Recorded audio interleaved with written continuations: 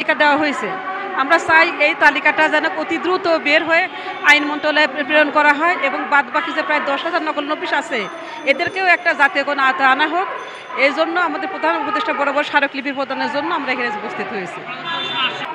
আমরা এসেছি আমাদের নকল নবিশদের জাতীয়করণ করার উপলক্ষে আইন সচিব এবং আইন মন্ত্রণালয়ের সকল সচিব এবং আইন উপদেষ্টা ওনারা আমাদের জন্য পদ সৃজন করেছেন। 5,906টি পদ সৃজন করেছেন, যে ফাইলটা এখন বর্তমানে জনপ্রশাসনে রাখা আছে।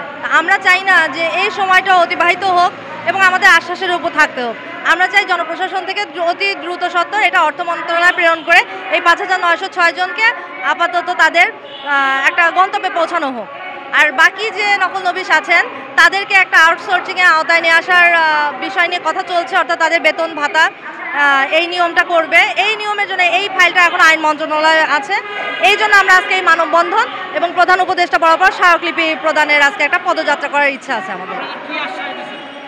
আমাদের আশ্বাস দিয়েছিল আমাদের জাতীয়করণে আওতাভুক্ত করবে, কিন্তু পরবর্তীতে আসলে অনেক প্রোটোকল আছে, ম্যানুয়াল আছে, সে অনুপাতে আগে আমাদের 16,000 লোকের মধ্যে 6,000 লোককে তারা পদ দিয়ে পদ সৃজনের মাধ্যমে তাদেরকে একটা কর্মের আওতায় নিয়ে আসার পরে বাকি যারা আছে তাদেরকে হচ্ছে বেতন ভাতার আওতাভুক্ত করবেন। নকল নবিশ মোট 16,000।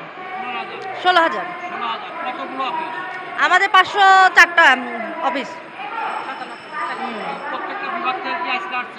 আমরা প্রত্যেকটা বিভাগ থেকে আজকে জেলা প্রতিনিধি সবাই এসেছেন। আমাদের আজকে মূল উদ্দেশ্য হচ্ছে স্মারকলিপিটা প্রদান করা এবং জনপ্রশাসন থেকে যাতে অতি দ্রুত সত্ত্বর ফাইলটা প্রেরণ করা হয় অর্থ মন্ত্রণালয়ে, সেটার জন্য আমাদের এখানে মানববন্ধন।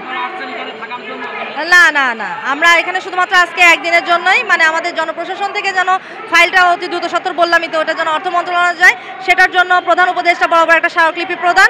আর আমাদের আইজিআর নতুন যে আইজিআর মহোদয় এসেছেন, আমাদের আরও বাদ বাকি যে 10,000 নকল নবিশ আছেন ওনাদের যে বেতন ভাতা আওতাভুক্ত করার জন্য যে বিষয়টা নিয়ে আলোচনা হচ্ছে সেই ফাইলটাকে যেন আবার জনপ্রশাসনে পাঠানো হয়, সেটার জন্য আজকে এখানে আসে।